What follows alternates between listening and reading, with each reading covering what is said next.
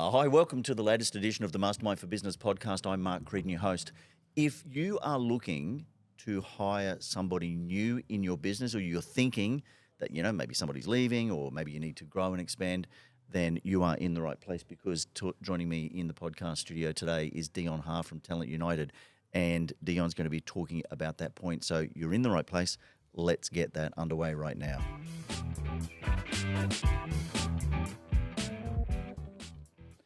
Deon, thanks for joining us, mate. Hello. Now, Deon, let's talk about the mistakes that people make when it comes to recruiting somebody. You've worked with a number of our mastermind clients. Yep. And you're presently a member of Mastermind. In fact, we are recording this at a Mastermind Intensive here on the Gold Coast. And what a day we've had. I know. So 3 times a year, we get all of our Mastermind members together. We get them together on the Gold Coast. They come in from all over the country and from New Zealand, and we just get a couple of days solid working on their business. And I thought, what a great opportunity to bring the podcast studio along and This is fantastic. grab some clever cats and see if they could have a chat to Kill us. 2 birds with one stone. Yeah, and these days are, I was just saying to someone before, these are, the intensive days are the best days of the year that we spend working on our business. Yeah. Because we take the time out. Yep. There's so many brains in the room, which is amazing. So many people we get to talk to and get given ideas from different perspectives, different types of businesses. Obviously yourself and the other speakers. So yeah, That's the thing I love. days. That's the thing I love about it, Deon, is that everybody here is already successful, but really willing to share. Yeah. Yeah, it's really good. Let's talk about mistakes people make.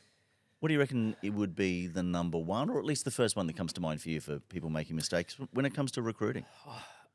I don't know if it's the biggest, but probably the first in the process. Yep. is failing to get clear on who it is that they want. Right. And I think what a lot of businesses, the trap that they fall into is they say, okay, Sue's leaving.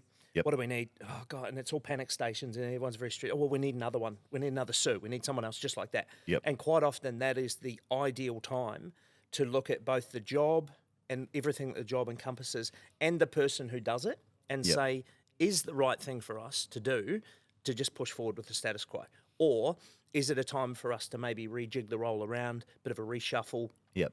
put some responsibilities in, take some responsibilities out? Maybe we need a different type of person. Maybe they were great for the role as it was 5 years ago, but now it's a very different role. We need someone more like this, less like this. So Yep. I think going through a process of getting really clear on, okay, who is it we want to go to market to find? Because it's not going to be easy. Yep. It doesn't matter who you're looking for at the moment. It's not easy. So get it right the first time. Get a really clear picture of who it is that you're going out to try and get. I guess, mate, it kind of makes sense though if somebody's been in a role particularly for a period of time, and suddenly they leave. As the business owner, it's kind of easy to fall into the trap of, like, holy crap, I just need someone to do that job, or I'm going to end up back in the trenches doing it. And so the concept of replacing like for like would be really easy. I think it's really easy for that to just be their default reaction. Yeah. Is that, the path of least resistance, if you Yep. like. Yep. Let's get things back to how they were because we were comfortable then. Maybe Yes. it wasn't ideal, but we were comfortable then. Yes. Let's get comfortable again. And, maybe it's time for a little discomfort. I remember reading this story. I don't know if it's true or not, but I remember reading this story some time ago about the band Fine Young Cannibals. Yeah.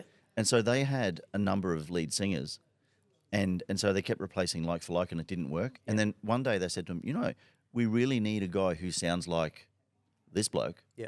And then they went and actually hired that bloke That guy. to be the lead okay. singer. But I mean, it is one of those things. In Mastermind, we talk about the concept of evolution and revolution, right? Businesses evolve over time.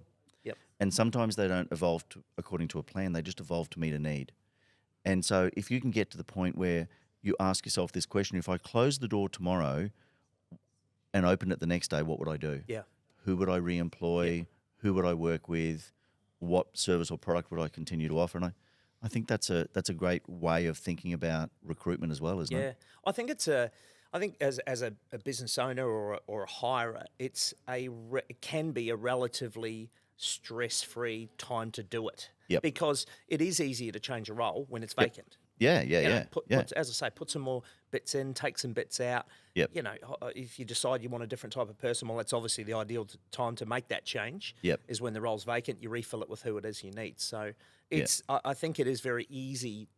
It's very easy to understand why someone goes to that, but it's definitely not always the best way to approach it. Probably in a similar vein, mate. and I imagine you've seen this because I know I certainly have.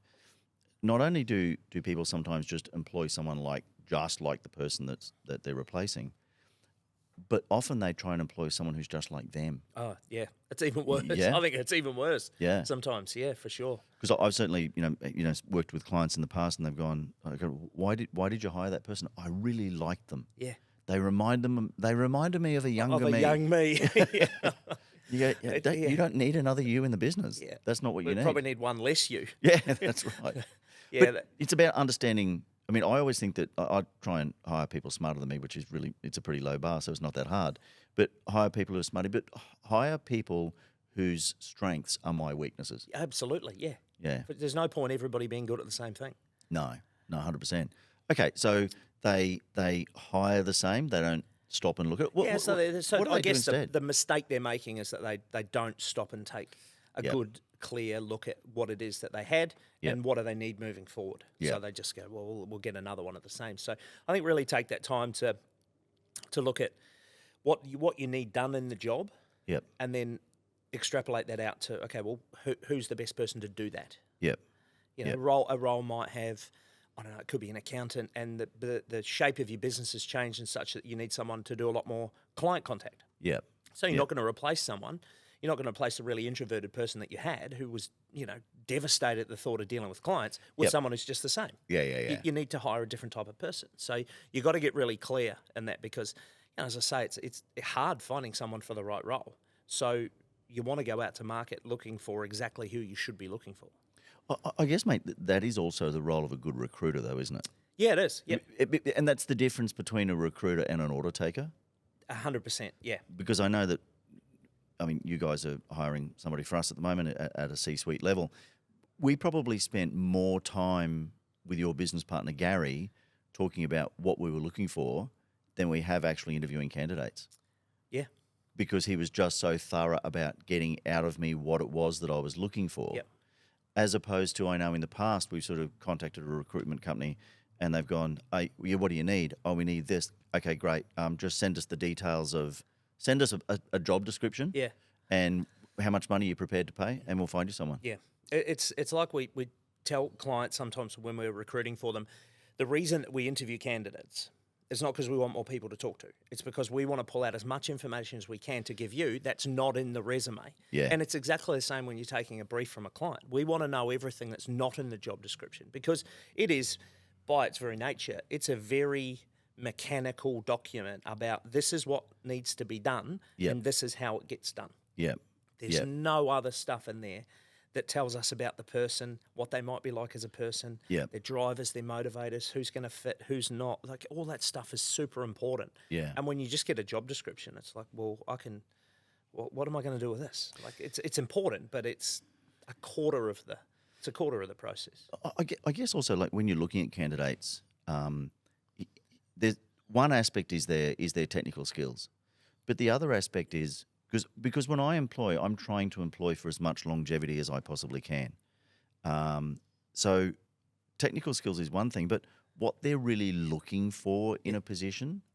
And so if you don't know what I can offer, you can't match those two up, can you? 100%. You've got to know a reasonable amount of information on both sides to make a match, and that's a reason when we're interviewing candidates, we'll ask them first, what are you looking for, before we tell them what you've told us you're going to offer. Because if we say, well, the business is like this and they're exactly like this, and so what are you looking for? They go, oh yeah, exactly that. Yeah, that's what I'm looking for. Exactly that. What a coincidence. So isn't that funny? There's, I always say there's no such thing as too much information. Yep. And that is true on both sides of the equation. Yeah. We want to know about the role, we want to know about what you need done, but we want to know, who's the right type of person, who's going to fit in, who's going to gel, what kind of person is going to push the wrong buttons, and then obviously, we're matching that up on the other side with what they're looking for and what they can bring to the table and their weaknesses as well, because everybody brings those to a role. So, if someone's got a weakness that's a real critical part of your role, well, that's not a great fit. If it's something you can work around over time, because it's a tiny part of the job right now, and you can upskill them over time, much less of a problem. Yeah, it's interesting, mate, because having dealing with you guys on this particular hire that we're working on now, I was interested in the technical skills, obviously, because it is a very technical role. But I was as much interested in the personality of the person, and what their 5-year plan was, and what they were really hoping to get out of the role, and all of those sort of what I would call soft side of it. And I think it was great because I know that Gary actually went through that process to find out what those soft sides were. Yeah, absolutely. Yeah, it's you've forearmed is forewarned. Yeah, So the more we know, and this goes for any recruiter, the more you know, the better job you'll do. Yeah. It's that simple. So do you find that people ever undermine the ability for you guys to do your job by not giving you enough information? Oh, 100%, yeah. Yeah. And I think there's probably there's two parts to that. I think sometimes people look at using an agency, and Yep. obviously there's a cost to it. Not everyone wants to pay that, so they're like, it's sort of a necessary evil. Yep. So they don't want to give us too much information, or maybe Yep. there's bad parts of the role they don't want to share or whatever. Yep. So I think that stops people giving us the whole side of it, and then equally, I think they also undermine it when they don't take into account all the other information that we give you, other than just the resume as well. And as I say, we don't interview people because we want more people to talk to. Yeah. This is a fact finding exercise, and we're finding out that information for you to make the most educated and informed decision that you can. I mean, I could see potentially how somebody might go, well, you know what, I'm not going to give you so much information because you're the recruiter. You go find me someone. I'm not going to do half your job for you. And it's not our job to make up information about your that's business. right. No, that's right. You're going to tell us what you're looking for. No, but it's a bit like matchmaking in lots of ways, isn't it? 100%. Yeah. Do you know, There's so much parallel between recruiting and dating. And if people dated the way they recruit, I mean, humanity would have died out 50 years ago. Or divorce lawyers would be doing even more booming business than yeah, they might be. Yeah. All right, so number one, not necessarily in order of importance or priority or frequency, but the first one that you've spoken about is people looking to replace somebody who's going with exactly the same person without actually thinking about what it is the job really looks like or what they really need, what the business needs. Yeah, just not taking that time to really have a strategic think about, what it is that they should be looking for. And it's as I say, it's probably not the most frequent mistake, but I guess it's the first in the process. Yeah, it makes sense. The second is probably, I would say, just failing to meet the market. Yep. On a bunch of things, I guess primarily remuneration and now this whole work from home flexibility, hybrid model situation, etc. Because again, if you're working with a recruiter, they'll tell you, we talk to candidates all day. Yep. So we get a pretty good feel for what people want, whether it's money or whatever. So if you're not matching what the market is wanting, then you're already at the back of the pack. Yeah. Yeah. Any good candidate is being that they'll be wanted by a lot of employers, a lot of potential employers, and they're essentially fighting to look the best. Again, it's like dating. They're dating a bunch of people. You want to be the most attractive looking partner, so they pick you. And if you're not meeting market on salary, if you're not meeting market on other benefits, if you're not meeting market on flexibility, and work from home and hybrid workplace and all that sort of stuff, you're just making yourself less attractive. It's interesting because going through the interviews that we've gone through 5 or 6 interviews in the last few days, the big questions that were asked were initially about the role and about reporting processes and how the role works, etc. But then the other questions were around. No one asked me about money. Yep. I have to say, I asked them, but everybody asked me about flexible work. But the other thing they asked a lot about, mate, was what's it like to work here? Yeah. Can we talk about culture? So nobody asked me about money. Yep. They asked me more about flexibility. But I think the biggest question they asked was, what's it like to work here? Yeah, I mean, look, and that's a great question for them to ask. They're going to come and spend 8-10 hours a day in your organisation. They should get a really clear picture of what it's like to work for. What you like to work for, and again, that comes back to meeting the market.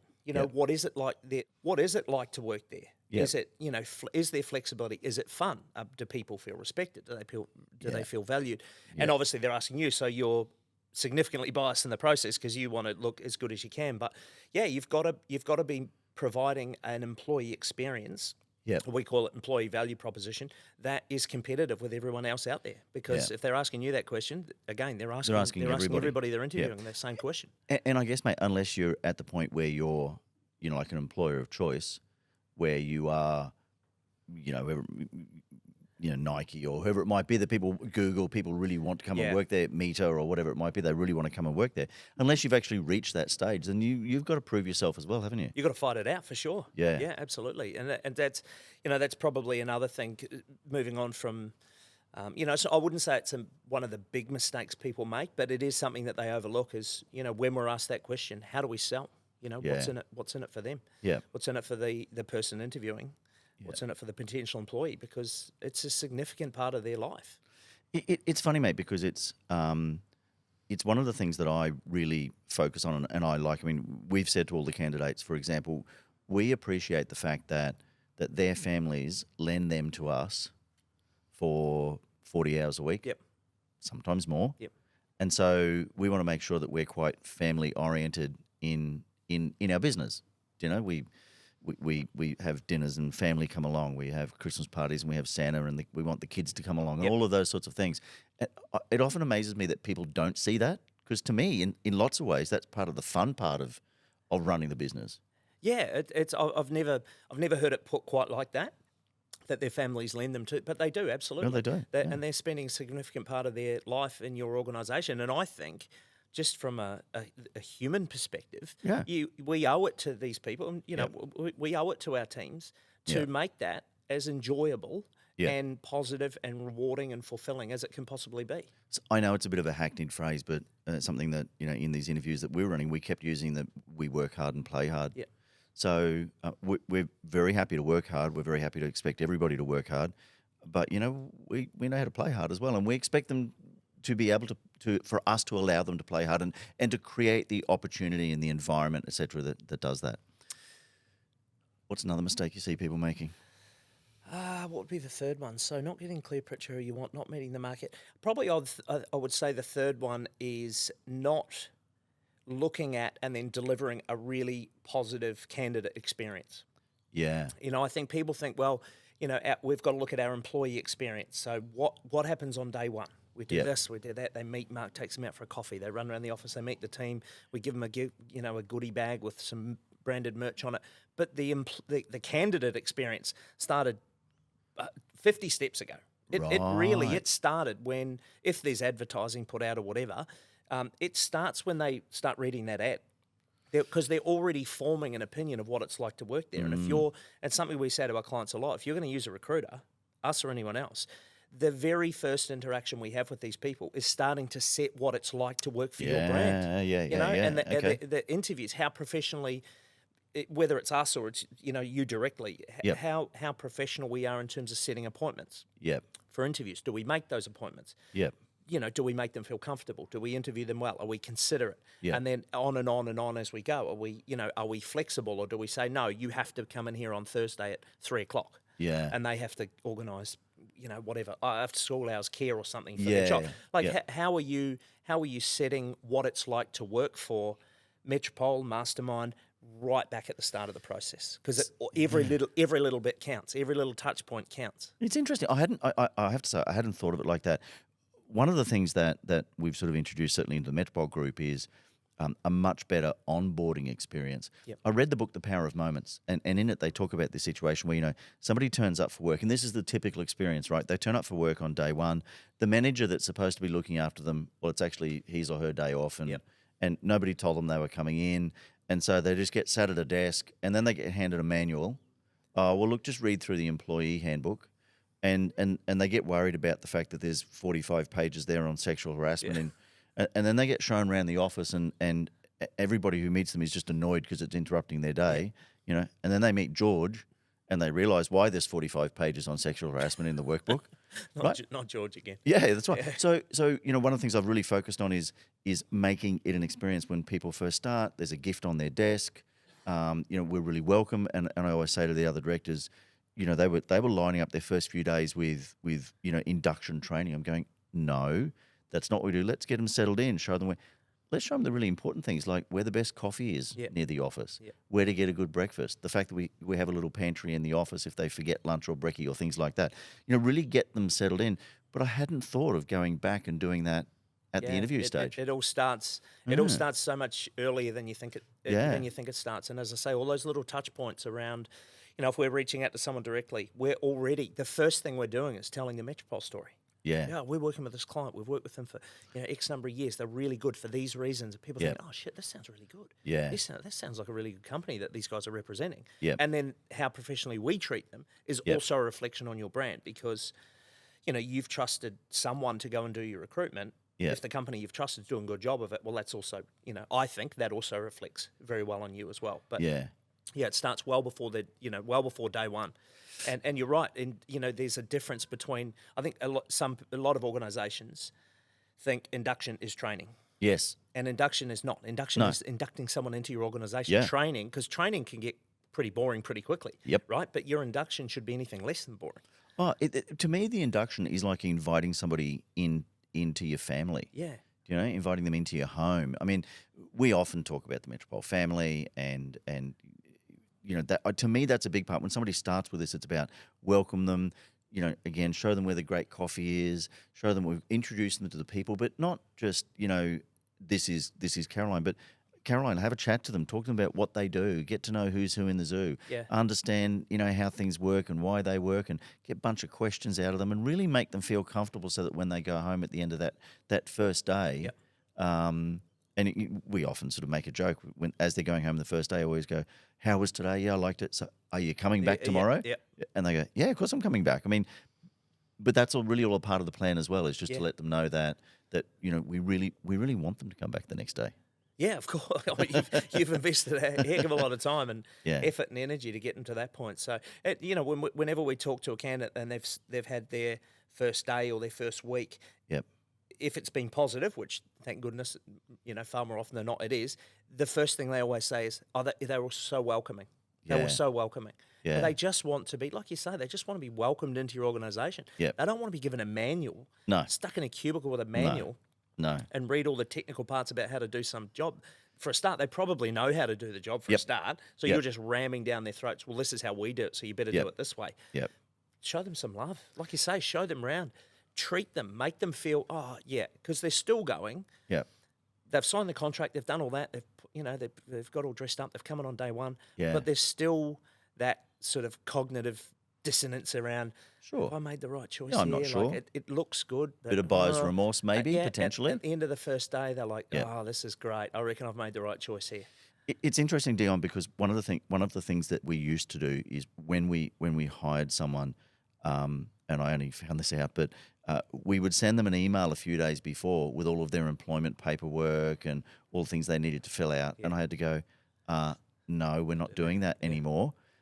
They can do that when they come in. It's a stress they don't need at home. They don't need, and your welcome to the company is an email with 14 attachments. Yeah. How about the day before they start, a phone call that says, or at worst case, a text message, just something that says, you know what, we're really excited about welcoming you into the company tomorrow. Looking forward to seeing you tomorrow morning. Yep. Which is now what we do. Yep. And the paperwork can come over. I mean, it's okay that you've got a week or 2 weeks or whatever it is to fill out that tax file number and all until the next pay run. But it's just boring, stressful stuff that really it's part of their job. So get them in and do it at work when they're getting paid. Yeah, exactly. Or an email saying, hey, look, here's 4 or 5 things that we think you should know about before you start. Might be parking. It might be, obviously this. Okay, so this is who you should ask for when you get here. But this is parking. This is where we are. Oh, by the way, if you miss the building, take the next left because it loops back. Blah, blah, blah. And we'll just email you this stuff just so you got a record of it. Yeah. Just so if you need it, it's there. But otherwise, we'll see you at 9 on Monday and we'll go through everything then. How much better would you feel if you got that than an email with a whole bunch of attachments about paperwork you got to fill out? Handbook and I mean, that just to me has such a clinical feel about it. Yeah. Like I'm just another cog in the wheel here. Yeah. I'm just another number. Just another I'm number. employee 431 and sign these documents. You got to make it You got to make it 100 times better than that. Yeah. And my you name, guys obviously are, which is my name on the amazing. door could be on a whiteboard because I'm just going to rub it out for the next person. Yeah. We buy you the nameplate. We invest in the engraved nameplate after you pass probation. Yeah, 100%. Mate, I know these are the sort of things that you help our mastermind clients with, and I think the big thing about it is, you know, what we do is try to help our service business owners get to the point where the business is a whole lot less reliant on them. Yeah. And an enormous part of that is getting the right people around you, and then, you know, recruiting the right people. Yeah.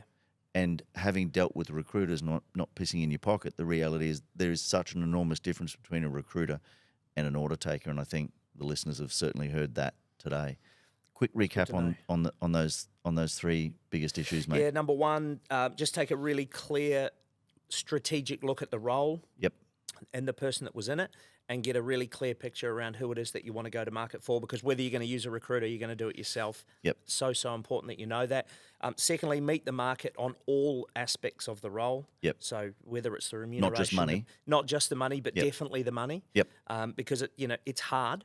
But if you're under market on money, you're almost completely out of the game. You're out of the game. It makes sense. Get the money right, get the benefits right, the work from home, you know, the culture, the EVP. You've got to be able to tell a great story. Yep.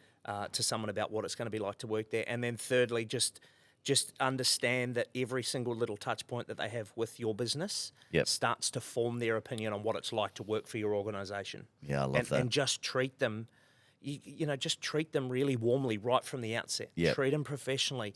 Do what you say you're going to do. Be flexible. If they need a bit of, if they need a little bit of flexibility, just do it. They've got lives going on in the background. There's all 100%. sorts of stuff going on like we all do. So, yeah, just treat them well, give them a really good experience, and when you're inducting them, induct them like Metropole. Don't just this isn't a legislative process we're going through. This away is a with the welcome. 400-page this handbook. is welcoming someone to our organisation. So handle it accordingly. Mate, thank you.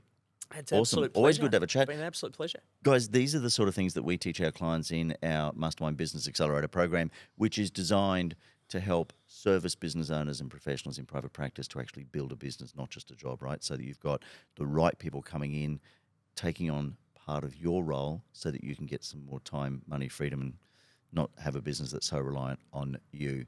This is Mark Creedon. Looking forward to chatting with you in the next episode of the Mastermind for Business podcast.